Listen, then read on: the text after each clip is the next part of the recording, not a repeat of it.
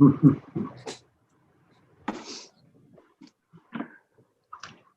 I see that it's now streaming. Just wait for you to start recording and then we can start, right? Yep. And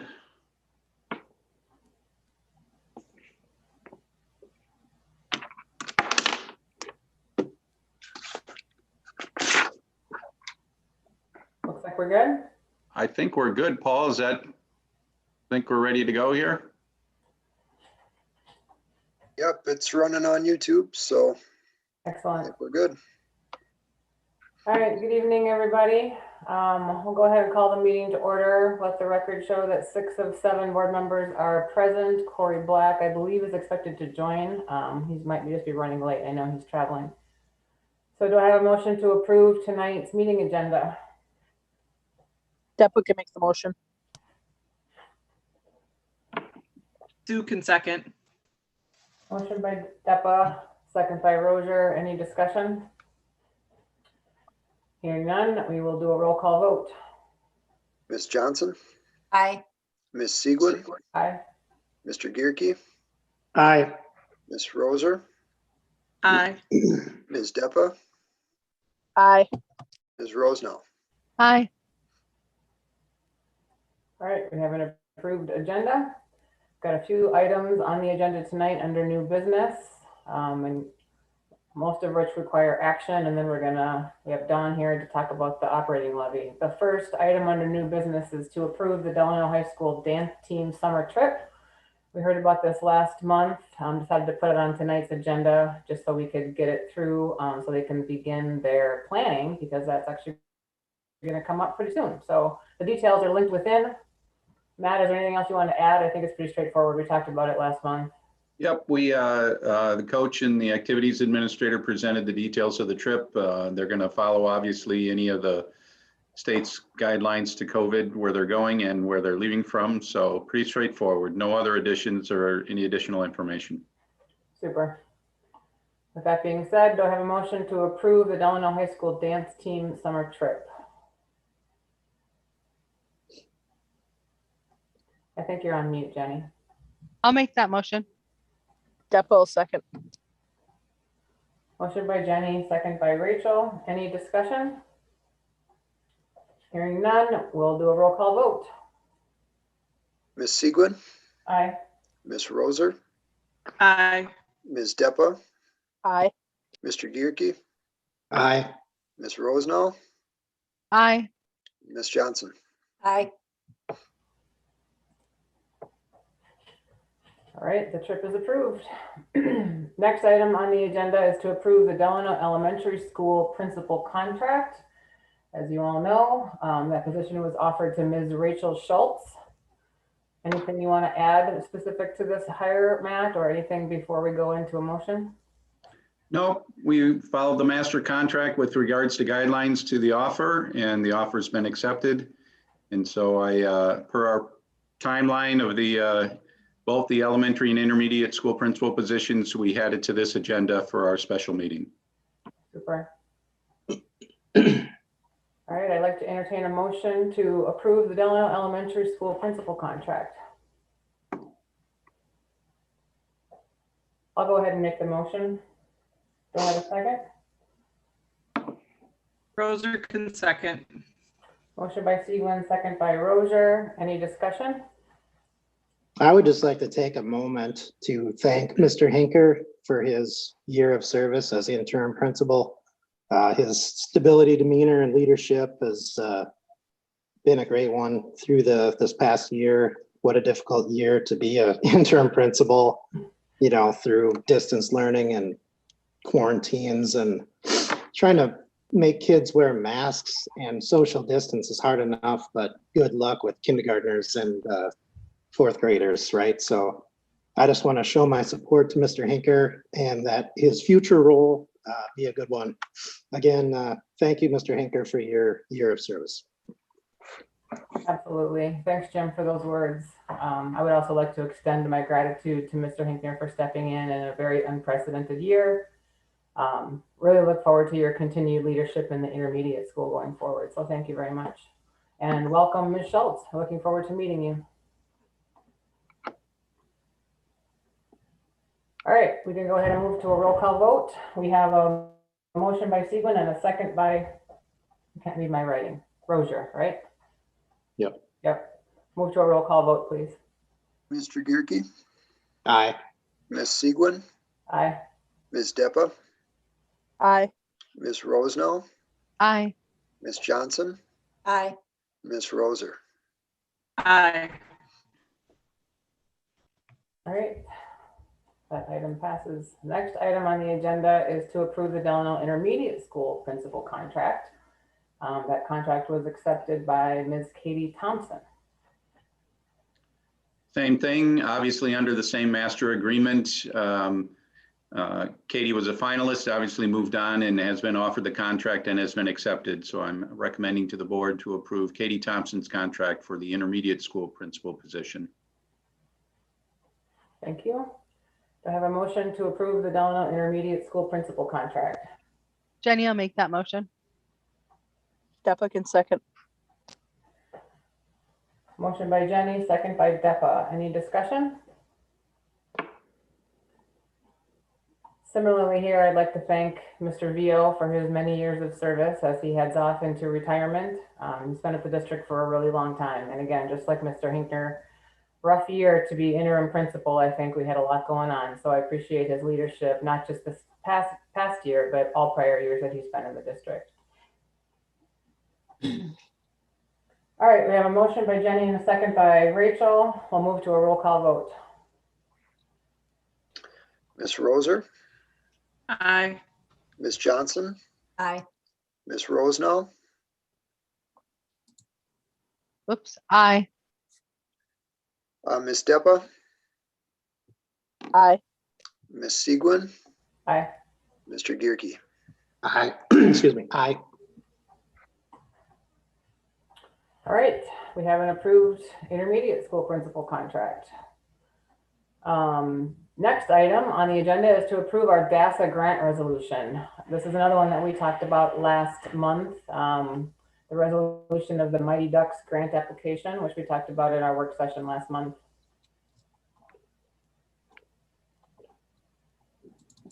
That it's just basically a pass through for the school district to DASA directly.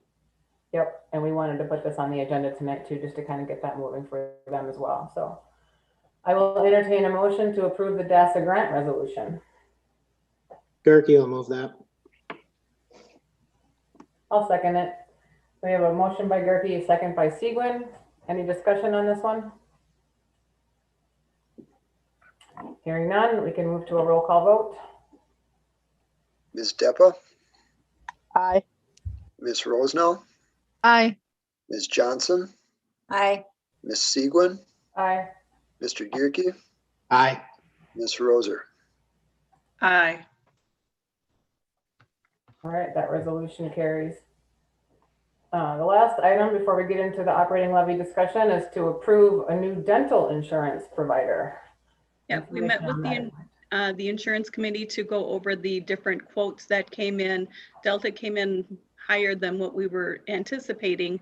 So we did have our insurance company and National Insurance Services go out and get quotes. Health Partners came back with the best cost option, and it is an open network, and the top 25 dentists that are covered, that our staff use through Delta, are 100% covered by Health Partners as well. So overall, the staff shouldn't see much of a difference. There may be one or two dentists that aren't included in the new Health Partners, but we ran into that with Delta as well. But overall, cost savings are pretty significant for the staff. And Health Partners has other options available to families with children under 12 that, you know, routine stuff, including fillings, is 100% covered and does not go towards deductible. There's no cost to the families at all. So we just thought between the cost savings and that extra benefit for children was definitely worth looking at changing. Yeah, that's great. It sounds like a great plan. I assume board members are covered under that plan? Unfortunately, no. Well, I could go for a deal like that, I gotta tell you. All right, do we have a motion to approve the new dental insurance provider? I'll make the motion. Gerke will second. Motion by Johnson, second by Gerke. Any other discussion? We'll just say thanks to Mary and the committee for doing the work to figure that out. I know it's always good when we can save our staff a little bit of money when it comes to these kinds of things. So thank you for your due diligence to this one. Hearing no other discussion, we'll move to a roll call vote. Ms. Roser, Aye. Ms. Johnson,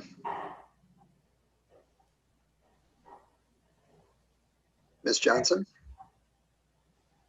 Aye. Oh, I thought I said aye. Ms. Segwin, Aye. Mr. Gerke, Aye. Ms. Rosenau, Aye. Ms. Steppa. Aye. All right. That new dental insurance provider passes. All right, the last item on the agenda this evening is to discuss a potential operating levy. We have Don Lifto here from Baker Tilly to go through the results of the scientific survey that was conducted a few weeks ago within our district. So I'm probably just going to turn it over to Don. Thank you, Lisa, members of the board, Matt. Do you have to do something on your end for me to share my screen, or are we good? I just did. You should be good. Okay.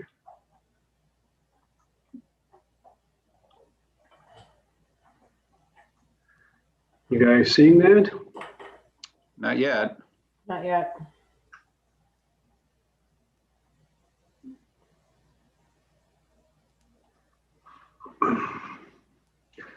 Wonder if I have to click on share screen. Yep. A green arrow down there at the bottom. There we go.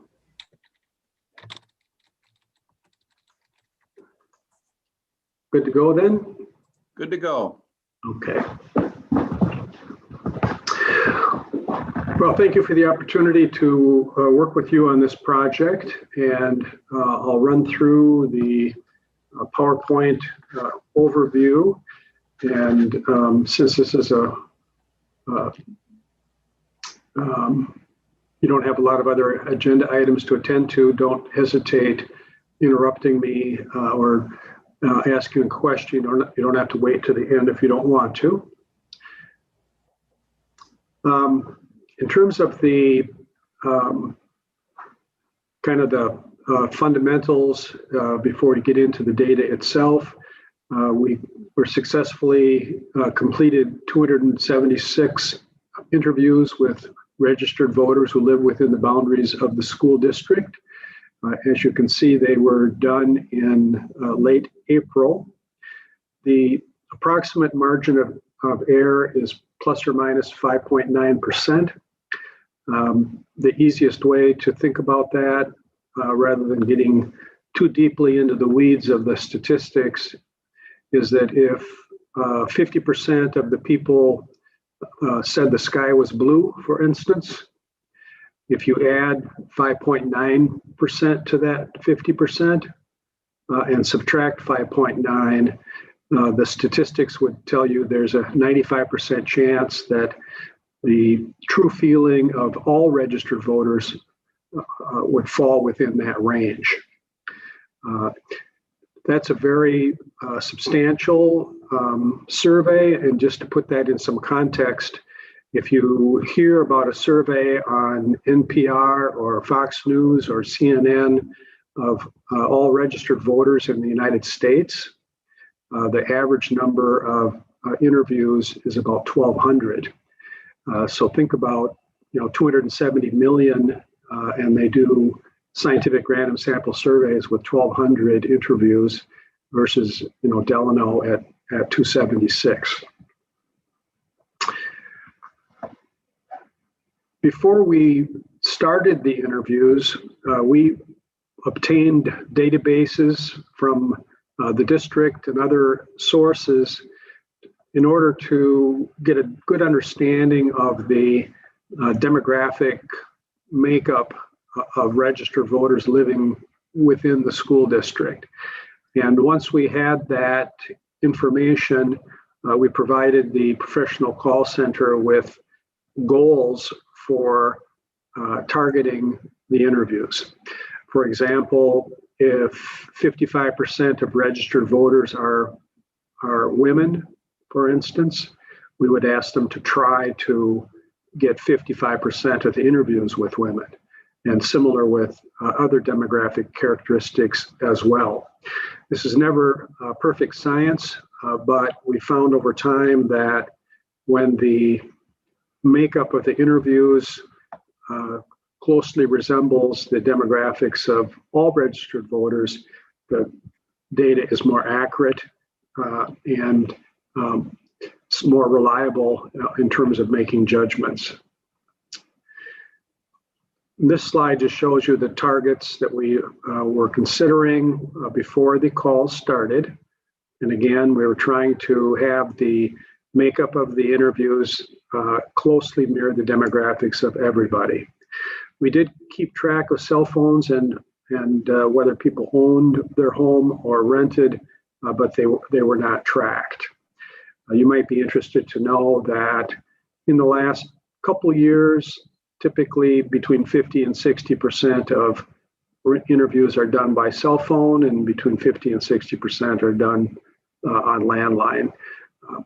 The databases we have to work with have both, so it's really not an issue when we're doing these kinds of studies. The main part of the study that we did for Delano to test feasibility used what researchers call a 3-benchmark test. And in a 3-benchmark test, early in the interview, there's a relatively short general question, kind of telling folks what this is about, what the school district is considering, and asking them for their preliminary perspective on this without a lot of information. Some researchers call that the uninformed benchmark, and it's called uninformed because they just don't have too much at the beginning to react to. After we collect the uninformed benchmark, additional information, detail, context, examples are provided to the interviewee. And then we come back for the second benchmark and essentially say, I've told you more about this, tell me again, what do you think? And then the third part of the benchmark is testing tax tolerance. So we're starting with the first of the three. So early in the survey, the statement that you're seeing on the screen now was read to the interviewees, telling them that you have an operating levy that's expiring, telling them about the financial implications if it's not renewed, and telling them that it would not be necessary to raise taxes in order to renew that levy that already existed. So based on that very short statement, without a lot of detail, they were asked whether, based on what you know now, would you favor or oppose that proposal? And as you can see, the support for that was overwhelming. And the takeaway on this, even before we get to more detail, is that the renewal itself is strongly supported and safe based on the data. After collecting that first reaction to renewal, participants were asked to react to a few statements that just provided additional information, detail, context. One of those was done in 2 forms. That's called a split sample question. And I'll run through those next. So what the interviewees heard is I'm going to give you some additional information about the impacts of renewing the current operating levy. For each of these, tell me if knowing that would make you more or less likely to be supportive. And here are the 4 that were tested. As you can see, the 4 that were selected by your team all resonated really, really well. The number that is shown on the gray bar is adding up the green and the gray. So the green is if I knew that renewing the existing levy would make it possible to maintain middle school athletics and extracurricular activities. 74% said, knowing that, I would either be much more likely to support it or somewhat more likely. So it's adding up the two positive reactions and giving you the total there at 74. To the right of that, when you see the other percentage, that's adding up the total percentage of people who would say knowing that would make me somewhat less or much less likely. And then over on the right is green, which is no opinion. You notice on this one, there's a 15A and a 15B. That's the example of the split sample question I mentioned. You'll notice that those two are totally different questions. And half of the people heard the 15A, but not the 15B, and the other half heard the 15B. This is just a strategy to get more questions into a survey without expending more money and having people on the phone longer than you want them on the phone. So those are two totally different things. Again, the takeaway on this particular slide is all four of them resonated really, really well. So now we came back and said, okay, I've told you a little bit more about renewing the operating levy. Tell me again, what do you think? And the gray bar over on the right gives you the percentage who strongly supported or supported after getting information. Now you want to be cautious not to look at this and say, gosh, that's kind of just disappointing. I thought it would have gone up more. But in this particular case, the support level was so strong initially, there just was nowhere for it to go. It did improve a little bit, but the change was within the margin of error, less than the 5.9. So from a statistical point of view, it didn't make any difference. And this just reinforced the first benchmark that renewal is strongly supported and safe. Then we're moving on to a second section of the survey where we're telling people that the school board might ask voters to increase their property taxes to provide additional funding for the district above and beyond the renewal. This was tested in the same way as the renewal, where we're starting with the uninformed benchmark.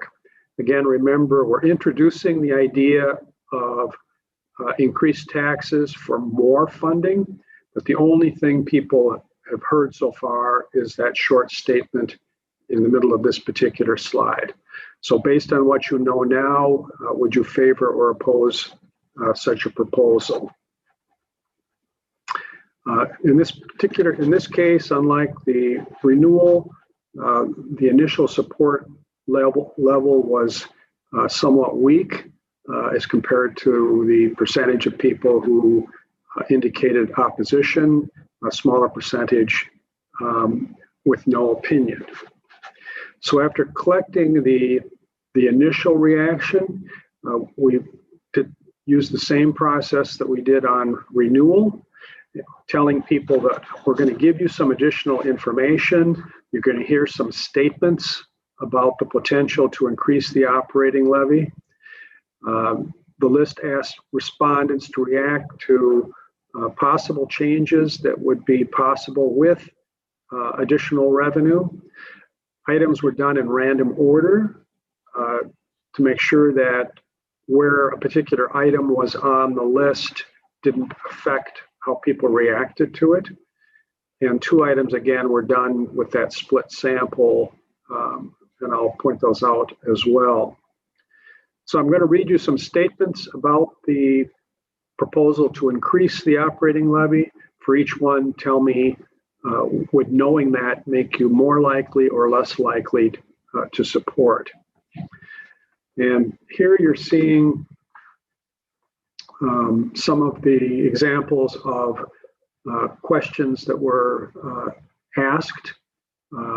Question 24, if there was more money, if there was an increase in the operating levy, the district would be able to offer more resources for struggling students. There again, you're seeing 75% support, which is very strong. Again, remember that 75 is adding together those who have said that would make me much more likely to support it or somewhat more likely. And then in the kind of the blue color, that's the percentage of people saying less likely or much less likely. So all 4 of these tested very well, particularly the question 24. This slide continues with additional questions in this section. Again, when you look at the slide from top to bottom, all of them, with the exception of question 23, was above the 50% threshold. The 2 at the top, question 21 and 20B, were roughly 50% plus the margin of error, that 5.9%. So relatively stronger compared to the bottom 4. As far as the split samples, you're seeing 2 on this slide, the 20B and the 25 A and B. So in the 20B, we talked about more opportunities for world languages for the middle school. In 20A, we talked about more opportunities for foreign languages in the middle school. In some districts, that wording really matters, and using one or the other affects people's attitudes differently. In your particular case, they were only 2 percentage points apart. Similarly, in the 25 A and B, in one case, we talked about the fact that the average levy in Minnesota is $482 per student more than what you're getting. And then the B question, we just added that up, essentially saying, what would that mean for additional revenue in a year? And again, there's only a difference between 53% and 55% in terms of the support. So there wasn't a significant difference between the 2. So now we've gone through all of those examples. People have been given more information, more context, more detail, examples, and we're coming back now again saying, okay, I've told you more about this. Tell me again, what do you think? And the good news is, while the initial reaction started off pretty weak about increasing the operating levy, by the time people heard the examples that I've just gone through prior to this slide, support jumped almost 20%. Now, to give you an idea how significant that is, I've probably done 500 of these in the last 20 years. There's only been 2 or 3 out of those where the difference was that much from initial reaction to reaction after information. So it is significant. On the other hand, 55.6 is basically right at the margin of error. So it's kind of on the bubble in a sense. So that's the second benchmark. Now what we're going to do is show you how different demographic groups responded after getting information. Keep in mind as I go through these, no one has heard anything yet about any potential tax increase increases associated with an increase in the operating referendum. That hasn't been brought up yet. So these are reacting to the potential for the board asking for an increase after they receive the information. That's what you're looking at. So here's the first one, parent, non-parent, and alumni parent. This particular reaction is a little bit unusual. More commonly, we would see parents somewhere from 6 to 10% higher than non-parents. So this one's a little difficult to know if the cup is half full or half empty.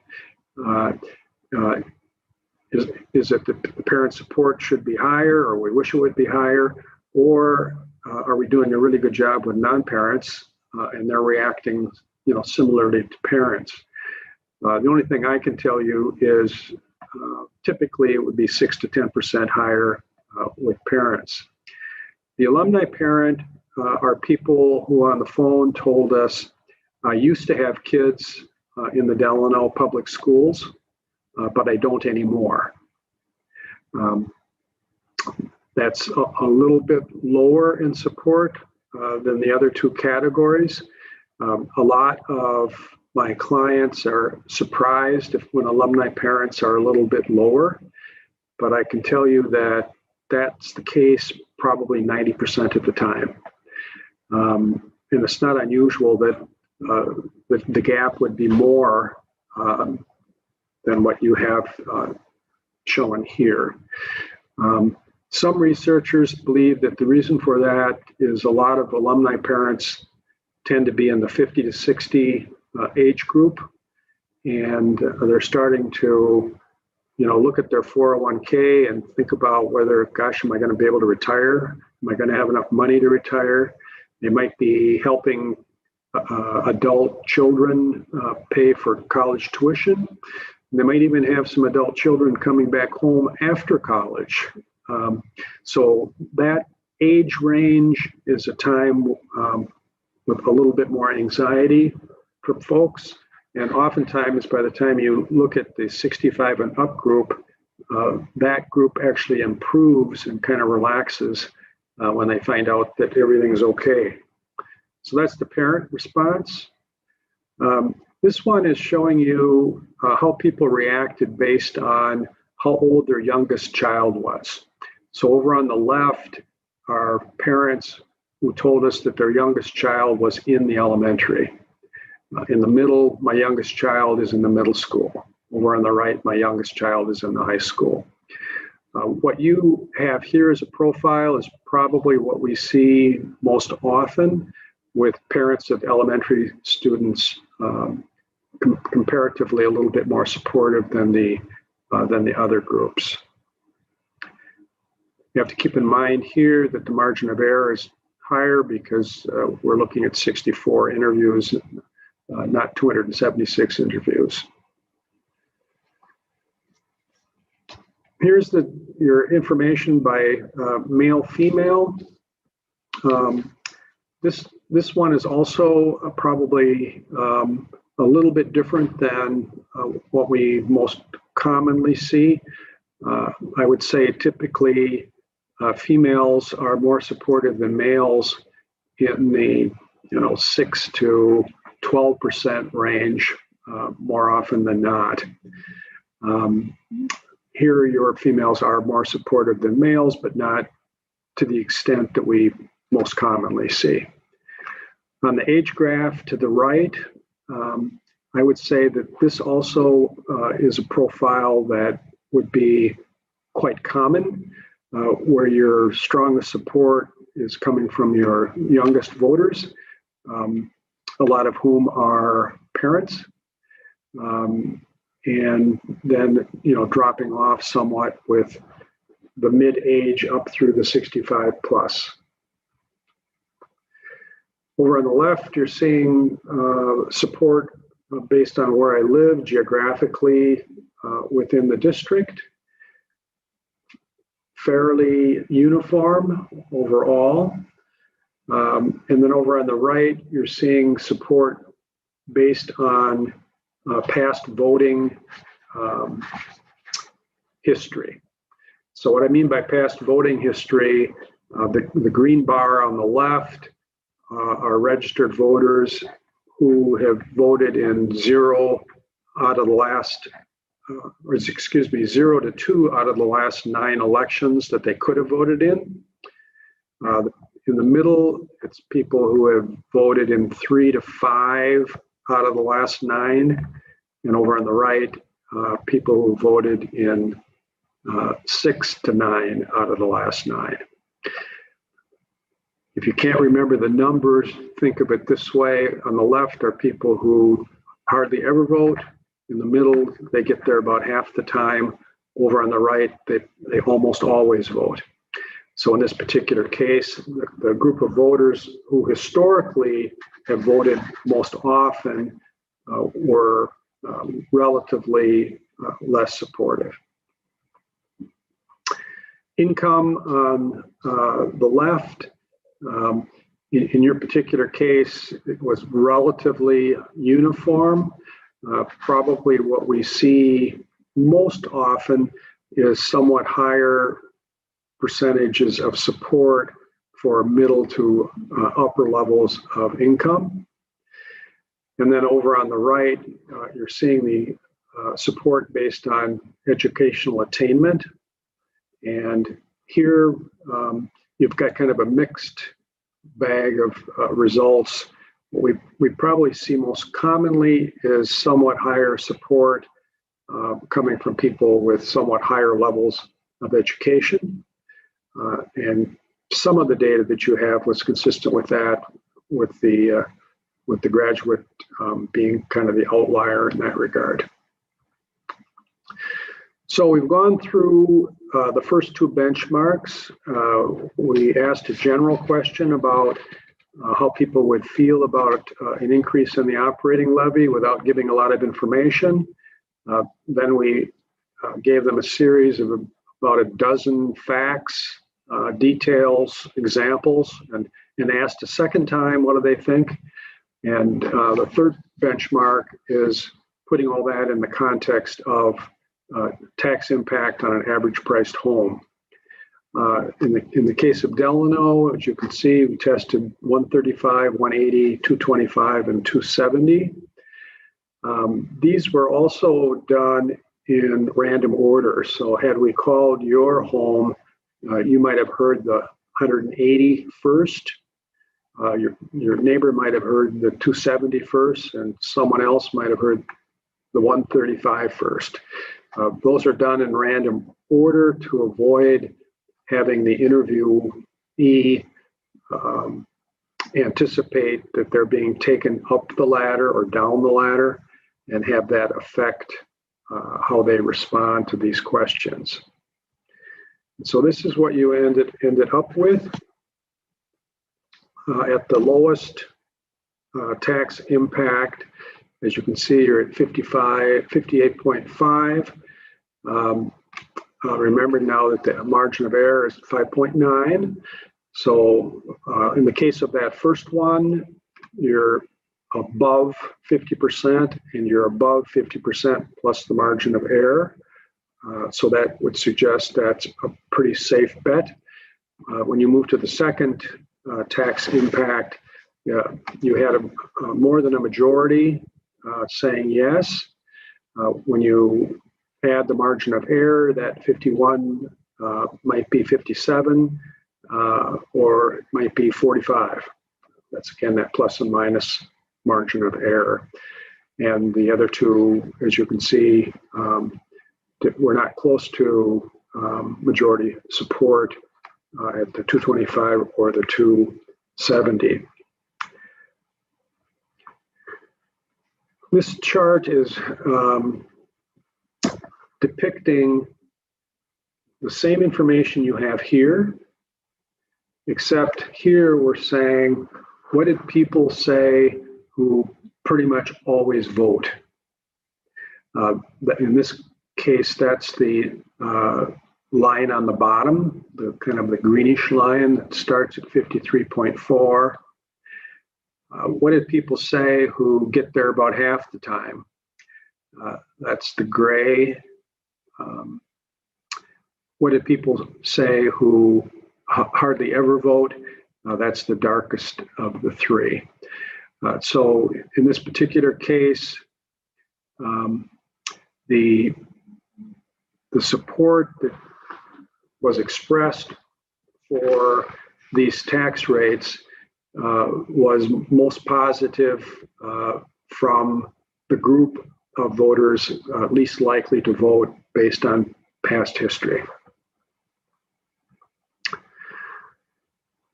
In the last section of the survey, we did a couple things. There were some qualitative data collected.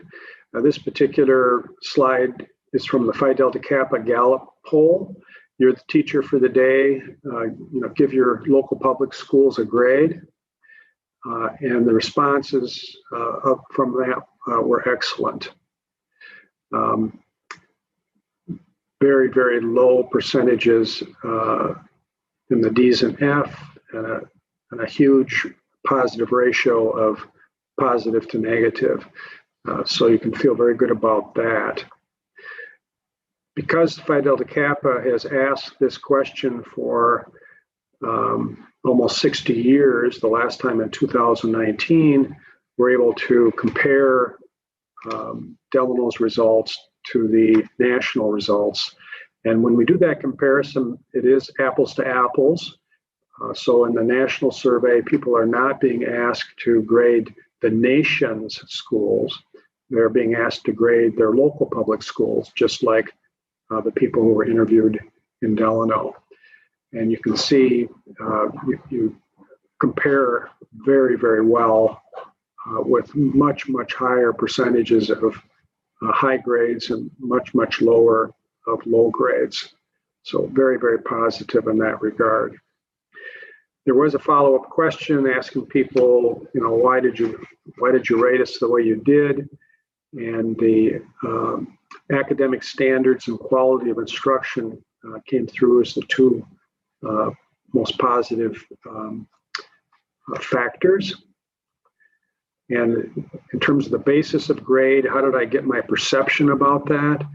The personal experience, the experience of my children, and what I hear from friends and neighbors were the top three, going down the circle over on the right from 19 to 28 to 28. We also asked them to grade the financial management of the district. The biggest difference we see always with this one is the percentage of people who don't know or don't have an opinion grows a lot as compared to the previous slide. And, considering in most of these cases, somewhere between 70 and 80% of the interviews are with non-parents, that's not a surprise, because if they're not directly involved, they're not going to know a lot about that in most cases. But the ratio of positive to negative was good, very good. And so that was solid as well. We also typically use a tax aversion test.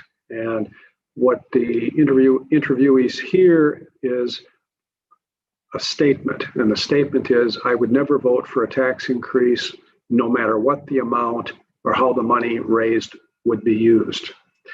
And so what we're looking for with this particular test is what percentage of respondents agree with that statement. And remember, the statement is, I would not support any tax increase for any purpose of any amount. In your case, the survey came out at 25% agreeing with that statement. And as you can see in the notation at the bottom, nearly all of our clients typically end up in the 15 to 25% range on that particular question.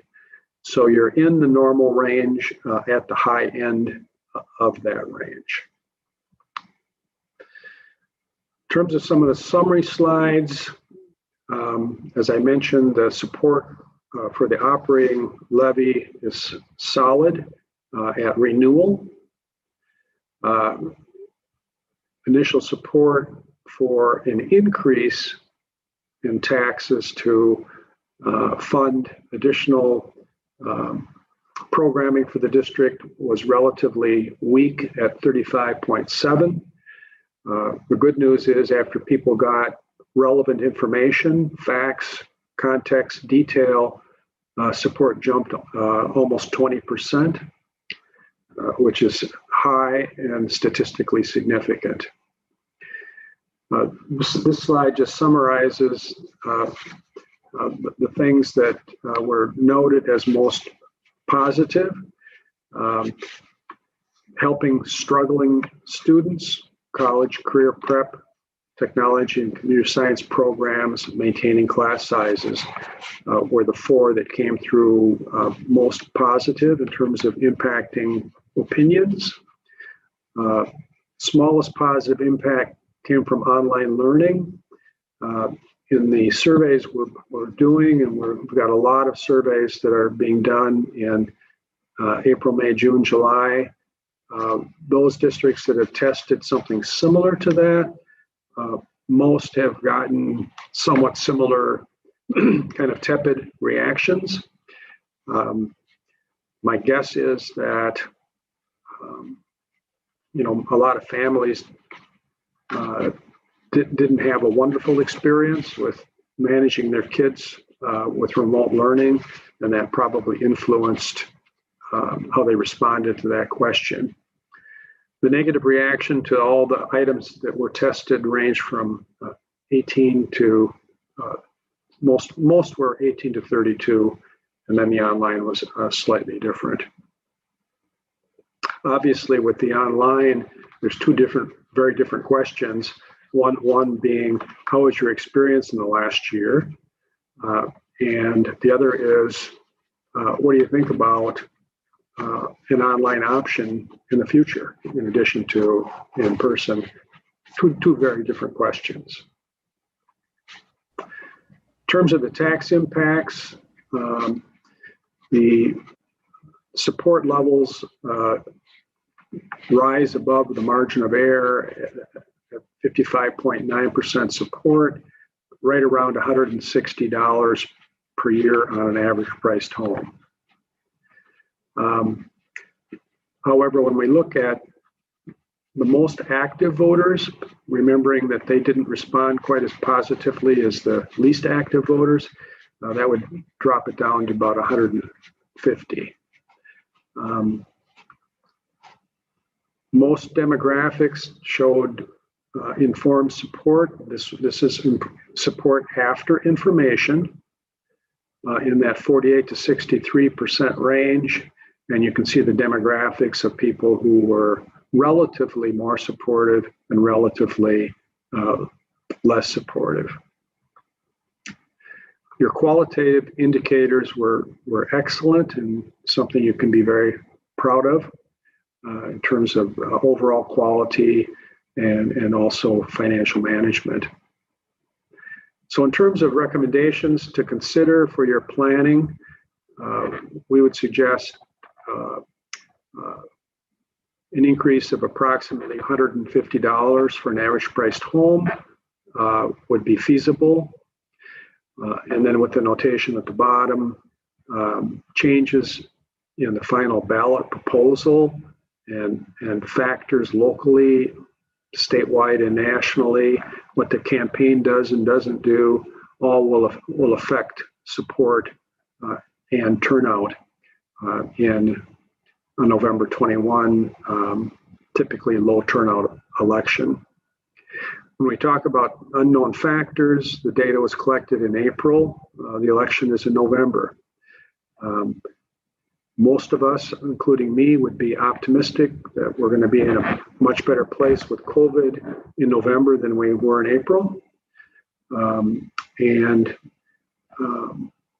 There's certainly the potential for some fairly significant changes in the economy that could, affect attitudes of voters as well.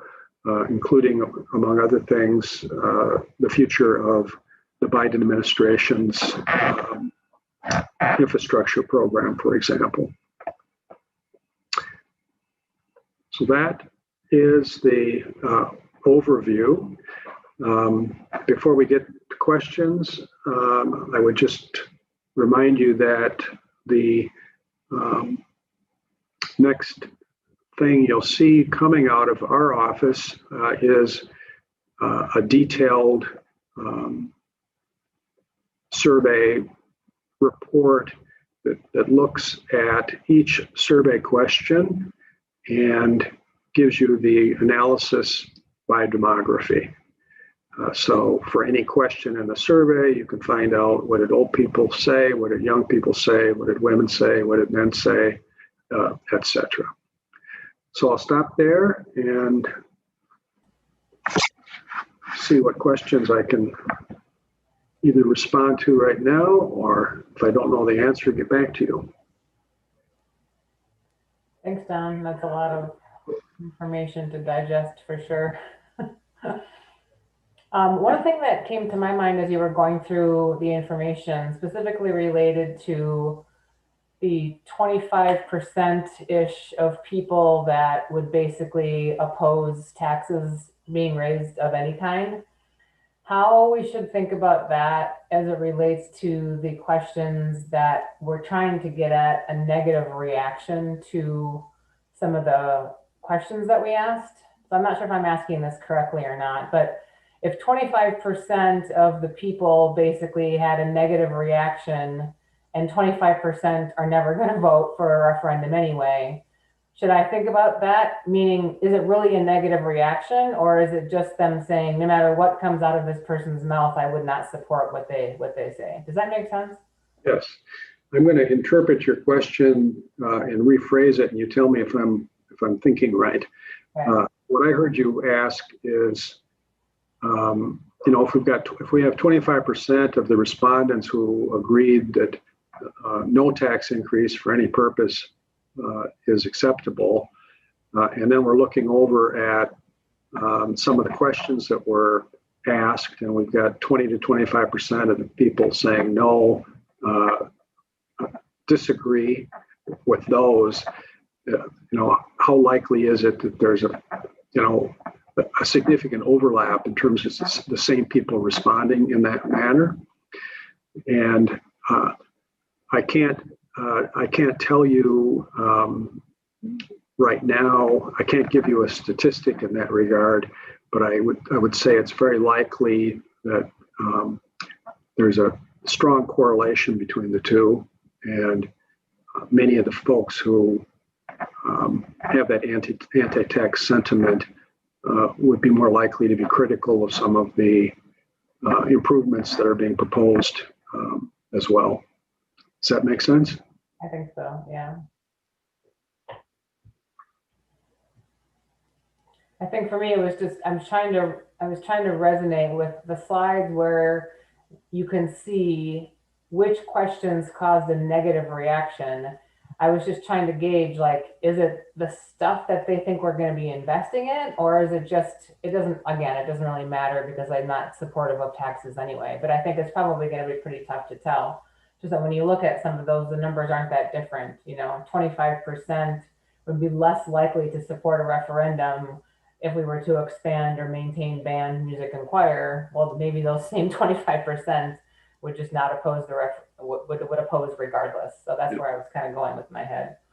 I wouldn't come to the conclusion that, if we were talking about 25 people, to make it concrete, that it's the same 25 people. But it certainly would not be surprising if there was significant overlap between the two.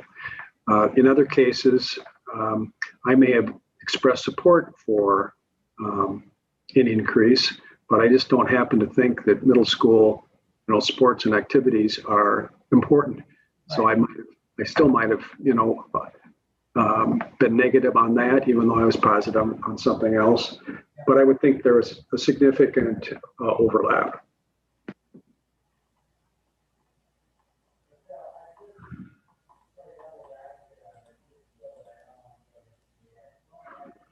I'm sure others have questions as well, since there was so much information to digest.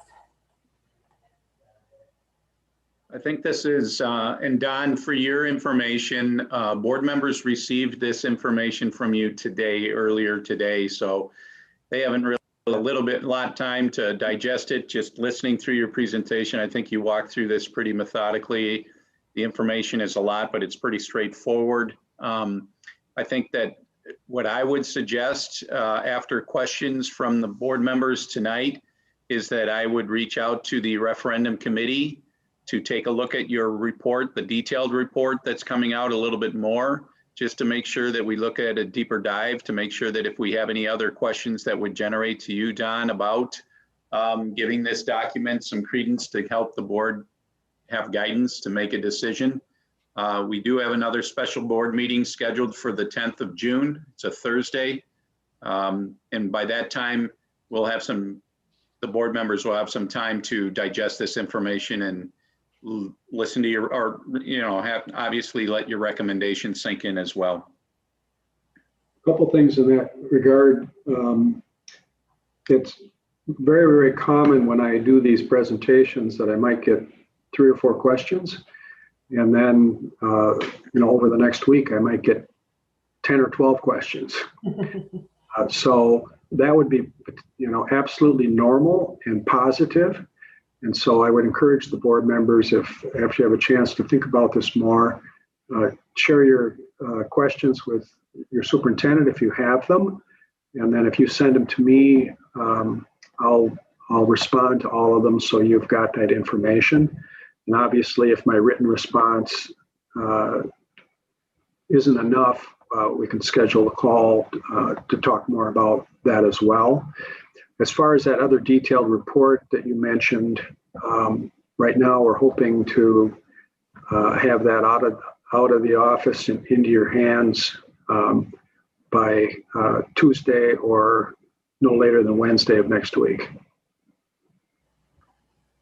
Thank you.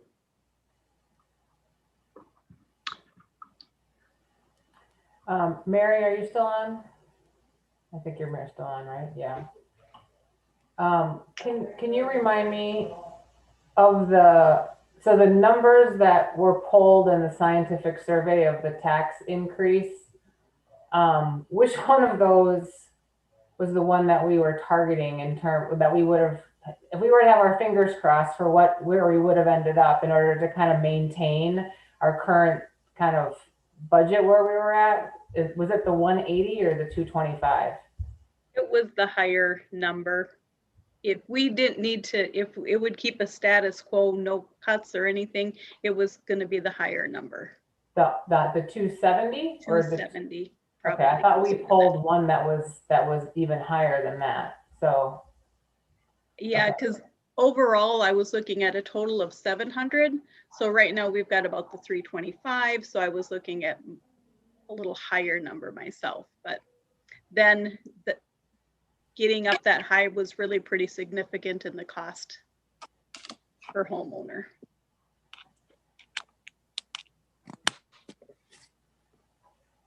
Hi, Mary, this is Sue. So based on what you're saying, if I'm understanding this correctly, right, the recommendation based on survey is 150. We need upwards of 270 to sustain. So spelling that out, if we'd only get the 150, what would the net impact be on the next fiscal year that we'd continue to have to cut? I'd have to run my budget projection model, which I can do that tomorrow, Sue, and get that information to you. yeah, those are all, I mean, clearly those are all going to be numbers that we're going to have in order for our education. Yep. In terms of educating everyone on the implications, depending on what we decide to ask voters for, right? Which we haven't done yet either. If we decide to ask for the 150, or if we decide to ask for something a little higher or a little lower, depending on where we want to go. Those are all discussions I think we need to have.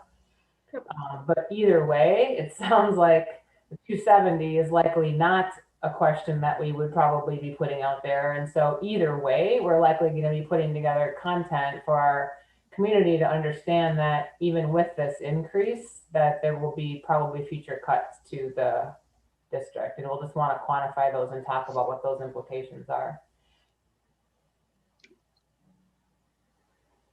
Mary, question for you. When is the next big chunk coming off the tax docket?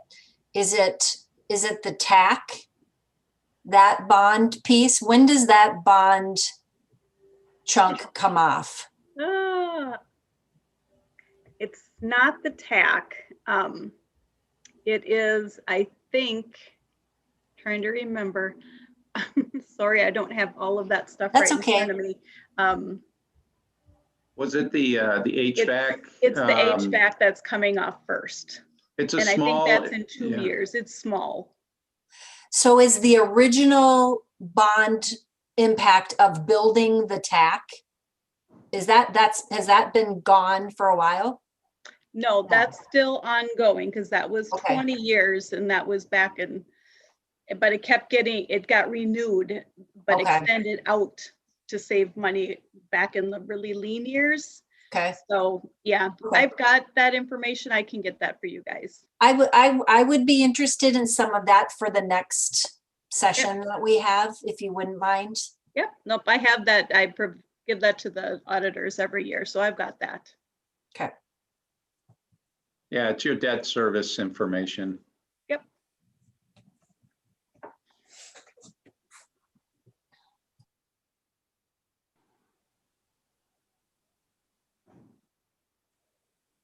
Okay.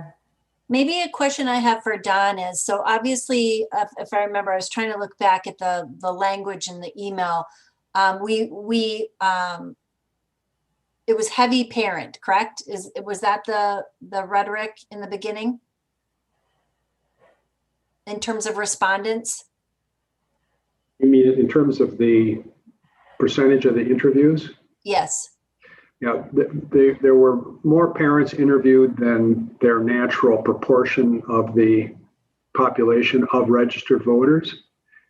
But in terms of all of the charts and graphs that I've gone through tonight, anytime the composition of the interviews is substantially different than the actual composition of the community as a whole, those are all statistically adjusted. So if you look at any of the charts and graphs, if it says 57.5% for parents, it's already been adjusted for the difference in those interviews. Okay, because I was just trying to think, is there something to could we extrapolate that to know, like, traditionally the composition of Delano School District, as you're aware of our voting record, et cetera. I was just trying to figure out if there's a way to estimate what that could shift when you put a higher doses of non-parents, but. Okay. Yeah, it sounds like the data that he's presenting, he's already done that work for us, basically. Great. Yeah. Okay, thank you. And a related consideration as you continue your planning is, November 21, the typical turnout that we would see would probably range from 25 to 35% of registered voters. And in order to be successful in that environment, the parent group has to essentially outperform their normal proportion of the population, if that makes sense. Mm-hmm. Yep. Well, except according to the data that you have here, parents and non-parents basically kind of hold the same. Right. I would be more worried about the frequent voter versus non-frequent voter statistics in that particular case, because the frequent voters are absolutely going to be there, whereas the others likely will not. And the consideration about the relative support of frequent voters was included in the math of getting to the 150. Okay. Is there any benefit to looking at the last survey we did on shaping our operating referendum levy questions and try to look at the results? Is there any benefit to trying to do any kind of comparison in that way to help us shape our decision? Did you use Baker Tilly on your last survey or another consultant? It's a great question. I think we used Baker Tilly, didn't we, for the operating levy? It was Springstead, yeah. Don, you were with Springstead I at was that gonna time. say, I don't think it was Baker With Tilly. John it was you, Sweet. Don. It was you, Don. Baker With Tilly Dr. Sweet. bought Springstead, so it gets a little confusing. But occasionally, school districts will bounce around, from one vendor to the next. I can't remember how old the data from that survey is. I can certainly take a look at it offline. The opportunities to gain any wisdom in looking back at a prior survey is primarily focused on the extent to which there are common questions. Sure, that So makes sense. the old survey asked, what grade would you give the district overall? And then you asked it again in 2021. There you can look with a similar methodology and say, oh, that's interesting. It went up or it went down or it's about the same. For questions that were asked in the last survey that were not asked in this one, there's nothing to compare to. Sure. I was just thinking if there was overall favorability to a certain percentage and that's what came to fruition, if there was any wisdom we could gain from any of that shaping, but probably not. I don't know. Well, what you certainly can look at is what was recommended in the survey for a tax impact threshold. Mm-hmm. And what did you actually do? Did you ask for less than that? Did you ask for exactly that? Or did you ask for more? And what was the outcome? Sure. I can tell you over the last 6 years, for districts that did better on election day than what we predicted, the average difference was about 5.5%. So if we had predicted 55% support, maybe they end up with 60% support, about roughly 5.5%. So relatively close. And I think what that would suggest, for your thinking is when I get the question, your survey suggests about $150 threshold. Does that mean that we can't pass something at 180 or 185? And the answer is no. It doesn't say you can't do that. The variables are what's going to happen between April and November, locally, statewide, nationally, internationally. How well are you going to communicate? How well is the Vote Yes for Kids campaign going to do in terms of their advocacy?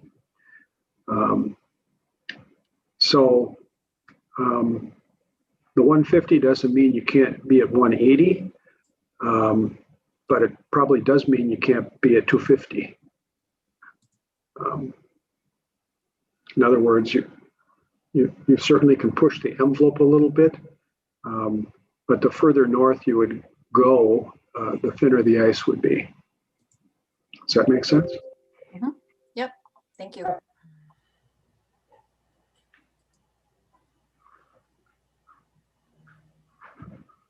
Other questions for me? Just to let the board members know that in the shared drive, the shared Google Drive under the school board referendum tab, we do have the 2011 results.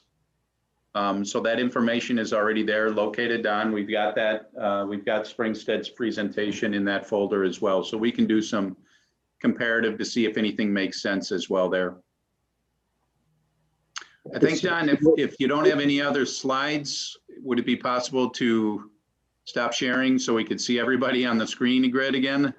I'm all done, you bet.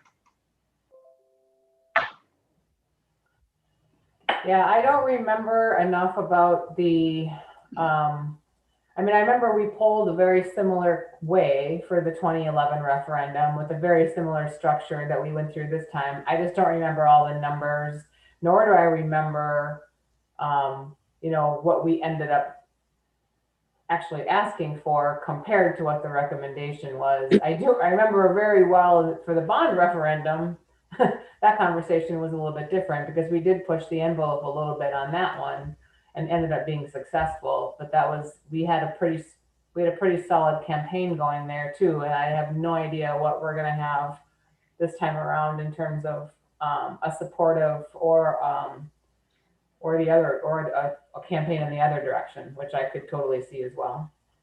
I would just add, in terms of looking back at that 2011, it's certainly worthwhile, you know, spending an hour for someone to look back and do some comparisons. I probably wouldn't invest more than that in term because the data's 10 years old. Absolutely. Yeah, that's kind of why I asked, like, is there value in there? Or is it so different, that much time has changed and you're just spinning yourself around? It's definitely worth looking at. It's just a matter of, you know, not spending more time than what you're going to get a return on. Yeah, okay.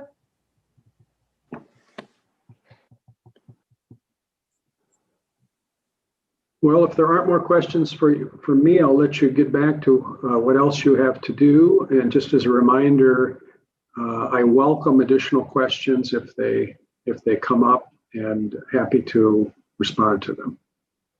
Thank you, Don. I'm sure we will. I'm sure as we continue to dialogue on this, I'm sure there'll be more questions that pop up. So thank you. All right. Take care and have a good rest of the week. Thank you. Thanks, Don. Thanks, Don.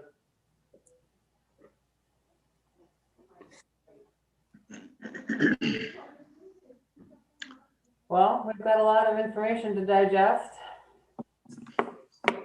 Big decisions ahead of us. Yeah, so, you know, again, this is information that's you know,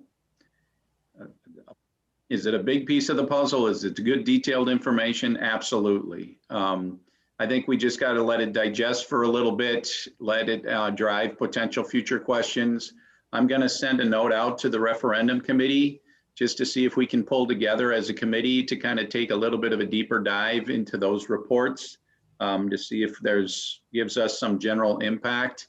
The original plan was to, on the 10th of June, is for the board to make a decision on whether to go out in the fall and then what potentially that ballot would look like. We wouldn't necessarily finalize the ballot on the 10th of June, but somewhere in that June, July area, it would be my recommendation if that we do go out in the fall. I would say this, I have met with a community member and that person wanted me to pass on that he would think that it would be better to wait to 2022 because there would be more information from the demographic study or more information from the community on their appetite for a levy referendum. But I told him, I promised him that I would share that information with the board.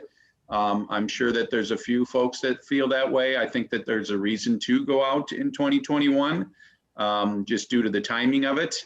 But I wanted to make sure that I expressed that on behalf of that person. Is that for a renewal as well, or just for an increase? It was in general. Okay. And what other information do you think he was referring to that would be available next year that's not available now? Well, the economy coming out of post-COVID, Where would we be there? I did let the person know that, the state budget would be a biennium, so we would know where the state funding would be, which is a big deal for us.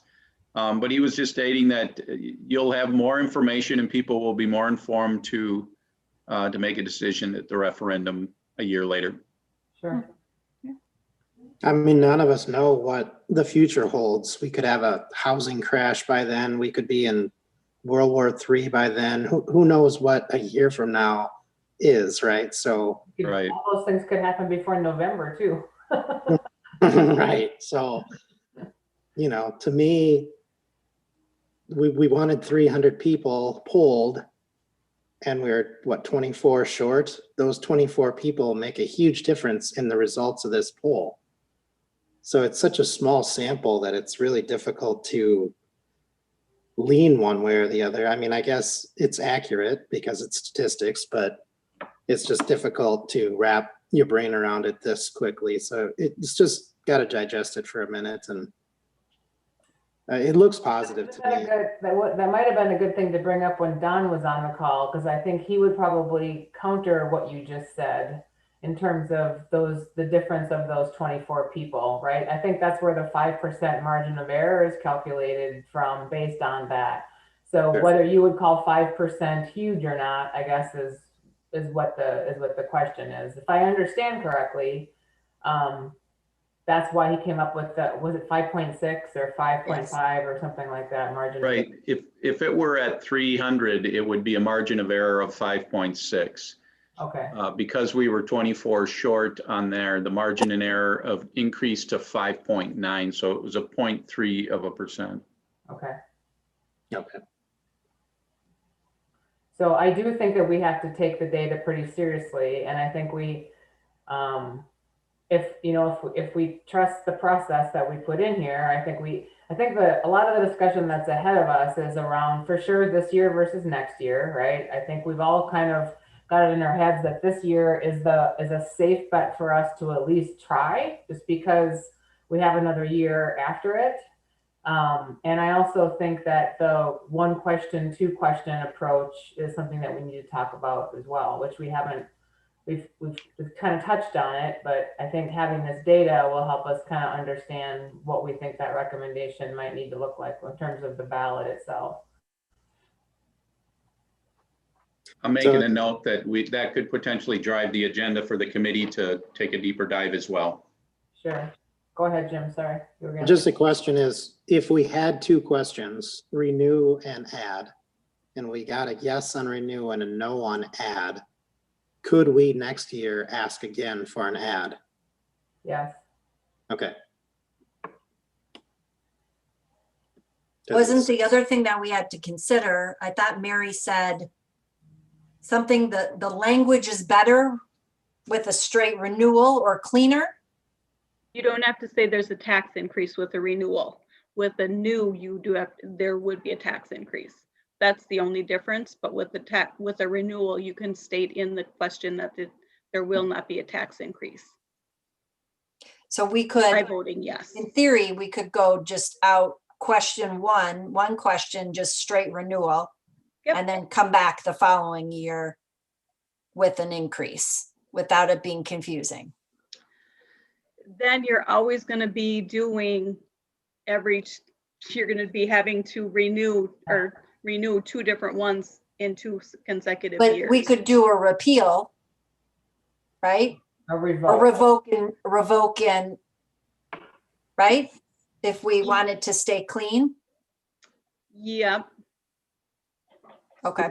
Yeah, but if you did a revoke in 2021 here in November, a revoke and just renew, then you have revoked the last year of the existing current levy and you're renewing it starting in FY22 with the renew, which would go to FY theoretically 32, right?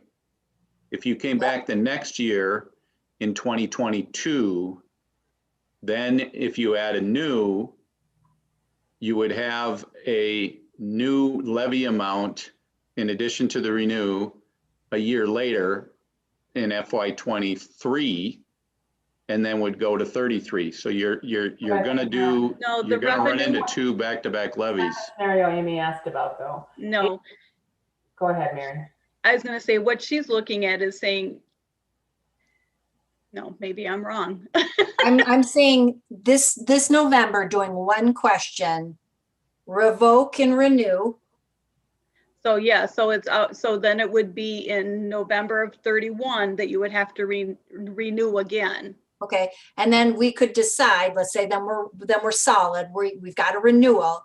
Then we could decide to come back out on 22 and do another revoke and increase. Could you do that? Well, then you are gonna be doing, if you revoke then what you just renewed, that doesn't make sense, I guess, I'm sorry. Then Okay. you risk losing everything, right? Yeah, well, we've No, got $325. That's what we're asking to renew. yep, So if you want to revoke and renew in November 21, that's good now for 10 years. So that gets you to November 30 when you'd have to go out again. But then in November 22, you wouldn't do anything with what you just renewed. You just have to add something new. okay. I just thought there was a cleaner way to do it so that we're, I don't know, making the cleanest language for the Yeah. voter as possible. It feels like to me, most of the scenarios right now, if we don't get it all done in 1 year, we're gonna end up with two different years where we have levies ending, right? So Jim, the answer to your question is still yes, but then we're always gonna have kind of two levies that are a year apart in terms of their duration, which is gonna be messy, right? Yeah. And confusing to taxpayers. I mean, Yeah, or, to ask the two questions to make sure we can get the renewal. And then if we happen to get a no on the amount that we ask for, we have another shot to ask for it again. Right. And Yeah, that's, you can do that anytime. Okay. and you could do it the next year and just do it for a 9-year levy. yeah. Then you'd And land keep it on the the same. 31. Then you're always doing odd year elections. Where it could hamper that is if down the road, that's something the legislature's been trying to do, is take away the ability for school districts to run odd year elections. So you gotta kind of be careful with that too, that maybe then you'd have to go out even a year sooner. So But I Or- thought they just were also things to trying to keep in pass. mind, you Yeah. know, if anything can change from any given year, so. Because I thought they also had on the docket to auto renew. Right. Yes, but that's been on the docket for years too, and that's never passed either, so. Okay. So those are just things I think that we have to be prepared to facilitate a discussion around, and I think that's what's going to take up most of our conversation on the Yep. 10th of June. Is I think the committee can do the work with Mary to kind of put together some options and some scenarios of what we think we could do, some different dollar amounts and some different question scenarios, and then we can talk about that as a board on the 10th. Is how I guess that's how I would recommend it, and I'll look to the rest of the board if that feels like the right discussion to have then, right? Is first of all, do we still feel like on June 10th that yes, we want to do it this year or next year? I think we can have that discussion again too. And then if we did it this year, maybe have some scenarios with some dollar amounts and some implications to the budget and implications to cuts and things like that, because that's going to have to go into this conversation as well. And I think we can probably work offline between now and June 10th to have all that information for the next meeting. Because I think if we are gonna, to use Don's words, push the envelope at all, right, on the 150, I think what I would like to see anyway is, you know, if we stayed at 150, what are the cuts? If we went to 170, what are the cuts? If we only got 130, what would be the cuts, right? Those sort of, in terms of, even if you're just talking about it in terms of dollars or FTE, you know, those types of numbers. And I know, remember when we did this last time, we quantified it in terms of FTE, we quantified it in terms of bus routes. We went down to all sorts of different scenarios. And so it'd be good to have that conversation as well. Okay. So you're expecting us to have that data, or that's the committee will do that work for the June meeting? I think that we can put, I guess I'm kind of looking at Mary and Matt to see how realistic that is, but we should be able to have some high level implications based on Yep. some various dollar amounts that we can kind of dialogue on the 10th and try to get a feel for where we want to land. Okay. But it feels to me if So we're that gonna- 12% fund balance is maintained for at least the 5 years of the projection model, and let you know what it looks like. Yeah, and I think right to the point that Lisa made, it's a high level. So it's Yep. X dollars equates to one bus, whatever, one bus route, one classroom, one FTE, whatever activity, whatever, right? So it's kind of Yep. just giving the range of this is a potential impact. Because I mean, I wouldn't want to lock into an impact until No, we actually have to, but just say this is what it could mean. right. Hitting on academic activity and then all ancillary, right? Like so that there's sort of a potentially 3-part option, Yep. right? So it's sort of balanced. Yeah, I think it could, I mean, it could be as simple as just saying, if we just want to use a nice even number of $1 million, let's just say it's $1 million, right? What does $1 million look like to our district? It looks like this many people, this many bus routes, this many activities, whatever, and just to kind of be able to quantify those numbers. Yeah. And then I guess the other thing, and maybe this is just a consensus that I'd love to get from everyone in the room, the virtual room tonight, is I know we have to digest this data, right? That's part of, I think, everyone's homework is to kind of digest this and think of questions that you might want to ask Don, pass them through Matt, Mary, who, whatever. But kind of feels like there might be an appetite to push the envelope a little bit, but I'm guessing we're going to use this data, right? I mean, I think everyone would agree that this would be data that would be worthwhile using as part of these conversations, correct? Yeah. I think it's definitely a data input. I think we also need to look at the impact of these dollar amounts on what it does, right? Like if it's depending on how gross the impact is, I think we'll also balance with how much we can rely on this for just sustainability, right? Does that, I'm not sure if that made sense, but if we have to cut a huge amount, requesting anything above the 150 is going to feel like not making as much of an impact as we need. Right. Where I go though is that, yeah, because I have a feeling that the numbers are going to be pretty hard for us to swallow. But then what do we do about it? Do we say, screw the data, we're going to go ask for 250 anyway, and then have it not pass? And then what? Right. So Well, and I guess that's where we have 2 bites of the apple too, right? I mean, I think depending on our risk tolerance level and what we see as the impact for year 1 and year 2, right?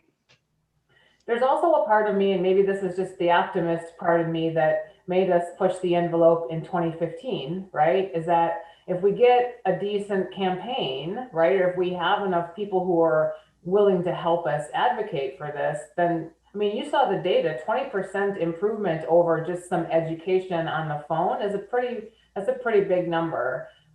There's a lot of data in there that would point to that not being as meaningful if you're looking at people who only vote once every 9 elections as well, right? So, and with an off year election, we have that working against us. So, I mean, these are all things I think we need to kind of just think about, and all the different pieces of this data, how it all fits together to help us form a recommendation at the end of the day. But meanwhile, if anyone is knocking on your door asking to chair up a Vote Yes campaign, then I would for sure invite them to have a conversation with someone from the district. For a historical reference, the last levy that passed in a referendum was 2012, and it was within the context of 2 questions. One was just to renew, and one was to add. Yep. That was, we called that our Vote Yes, Yes campaign. I remember it. That's correct.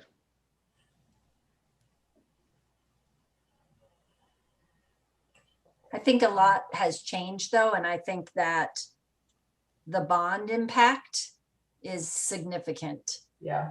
And I don't think that we can really ignore that as much as we would like and hope to have support, you know, tremendous support for an increase. I think there's a lot that are angry, and I just don't know if we can risk more than a renewal. But that's me. That's my one vote. I'm not ready to say I'm in support of any increase at this time. So I think we just need to have some more conversation in June. Well, yeah, clearly. And I think that's where we need to understand all the implications and kind of get behind what a non-renewal would look like. Because according to the numbers we've all seen, it's a lot of money. I mean, luckily, the information we saw on that initial showed our tax base is bigger, and so it's less of an impact as it has been in the past. That's why I'm just very curious to say, when will we get some relief on the bond side, right? Because as much as we try to educate and help people understand the differences between the operating levy and the bond, there's still a lot of confusion about that.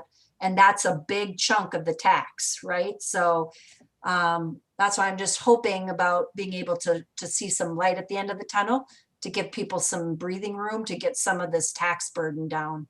We are close. I'm wanting to say it's like 3 years out and you're going to see a significant change. And but I don't quote me on that. I've got to look at my schedule, but we are close to one big one coming off. So, I mean, it's not a popular opinion. So, I mean, I'll be the bad guy in the room, but that's why I'm noodling on, do we renew? Do we hold tight? And then go for what we really need instead of taking a smaller amount and then having to come back for it anyways. So just something that I'm just trying to frame out and think about it. I just don't know if this is the time. So just something that I think we all need to think about. Because that is something to think about too. If you've got something going off and you're asking for something that would replace the same dollar amount, you can again say that it will not cause a tax increase by voting yes for that. I think Laconia did that a few years ago when they got a new operating levy. They had something going off on the bond side, so it was it was a zero tax impact. So let's just, I mean, and I'm making numbers up. What if it's, you know, $300 coming off the bond in 3 years? We should wait 3 years and ask for 300 instead of skim by with 150 and then try to go back within 10 years to get more money. That's what people get really fired up about. It's something definitely, I agree with you, Amy. I think that it's been a long time since we looked at the longer term impacts of the existing tax burdens that we have. I know that there have been several districts that have been successful with that model, as Mary has alluded to. It's certainly a position that we can look at as a committee and run those numbers as well. So yes, that'd be great. Reminding us of that. Yep, I can ask Ellers to look at that for me, Greg. So. And or like, not that I want to talk about refinancing, but I know we've done some things as well. And I don't know, maybe down the road. They look at that every year for us as well, but where we're sitting with our bond rates, we can't get any better at the moment. No, so that's why I remember. Good. All right. Very good. So that part's all good, and we're all on board or all up to date on that piece. Lots to think about. Yep. Absolutely. Good discussion. All right. Does anyone else have any other questions or comments? Otherwise, we can adjourn and work offline for the next few weeks. Nope. Appreciate pulling this together. I think we must have lost Jenny. I don't see Jenny on my screen. Oh yeah, she's done. Okay. I just wanted to make sure. Okay. All right. Well, then we will go ahead and adjourn for the evening. Thanks everyone for your time. Thanks, everybody. Good night. Good night. Yeah.